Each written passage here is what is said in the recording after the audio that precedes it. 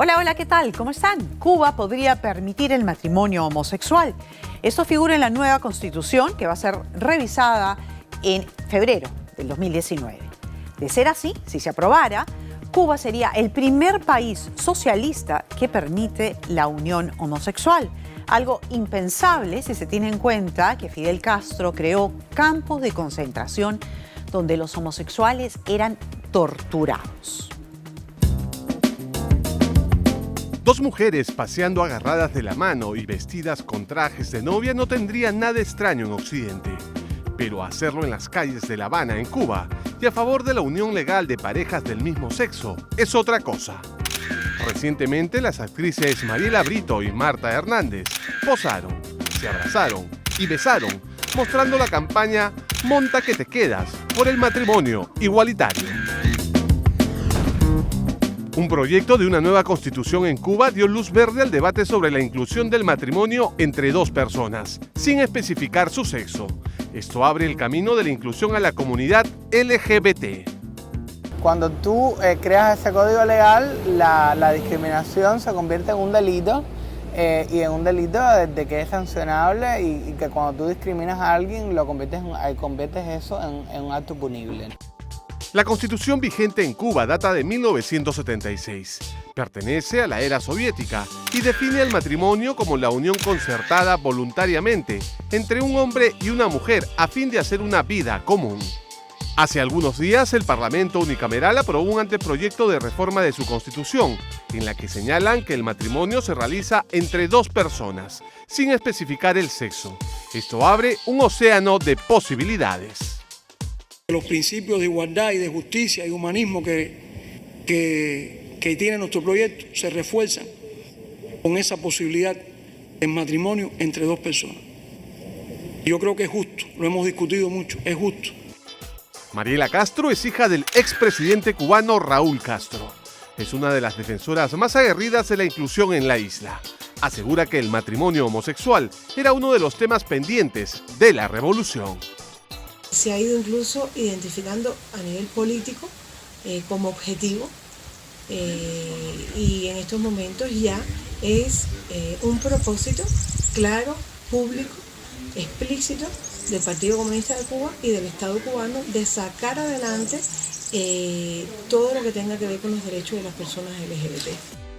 La hija del exmandatario afirma que el nuevo presidente de Cuba, Miguel Díaz-Canel, un ingeniero de 57 años, es muy sensible a los derechos de la comunidad LGBT, luego que su propio padre fuera un impulsor del respeto a la diversidad sexual.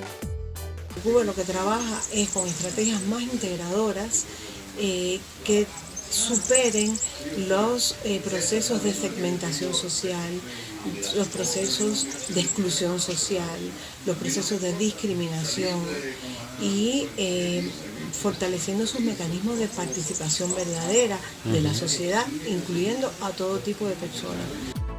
En los últimos años, Cuba ha impulsado los derechos de la comunidad LGBT, como se conoce al grupo de personas que se declaran ser lesbianas, gays, bisexuales y transexuales. Incluso en este país, uno de los últimos del bloque comunista, ya se permite las operaciones quirúrgicas de cambio de sexo. Todas estas revoluciones que hubo en términos de raza, de derechos de los negros, de derechos de minorías, de derechos inclusive de LGTBI, de alguna manera estuvo inspirada por la revolución cubana en el momento que surgió, que éramos gente joven y yo no sé de repente por qué nos hemos quedado a la cola de todo eso. Sorpréndase, en las primeras décadas de la revolución cubana se discriminó, reprimió y agredió a los homosexuales, al punto que el propio Fidel Castro mandó a crear los UMAP, unidades militares de apoyo a la producción, que no eran otra cosa que campos de concentración al estilo nazi. La UMAP es un campo de concentración más terrible, pero lo más terrible que haya podido pasar en esa maldita revolución comunista.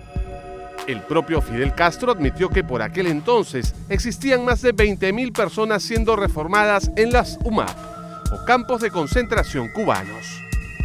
Y al triunfo de la revolución, esta etapa de que te estamos hablando, era el elemento machismo estaba muy presente.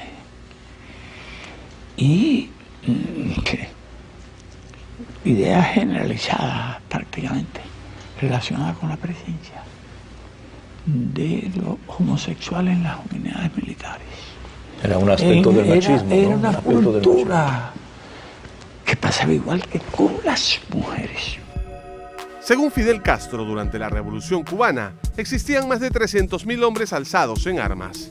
Una época en la que el machismo era muy fuerte, al punto que las mujeres en sus unidades militares eran rechazadas. Peor aún, los homosexuales.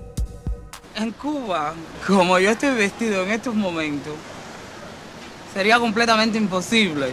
Por la sencilla razón de que ellos consideran de que es un escándalo, una ostentación pública, y eso me podía costar estar de 3 a 6 meses preso.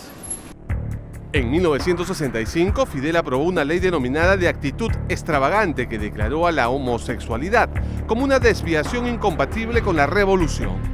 Artistas, escritores y actores perdieron sus trabajos, fueron expulsados del Partido Comunista y muchos purgaron condena de cárcel en los denominados UMAP. Pensábamos que eran mismos bichos. Delincuentes, Personas raras, homosexuales, ladrones, prostitutas, lo peor de la sociedad, la escoria, como contrarrevolucionarios. El propio Fidel Castro hizo un mea culpa por el trato discriminatorio de la Revolución Cubana contra la comunidad LGBT, algo que hasta el día de su muerte consideró un problema.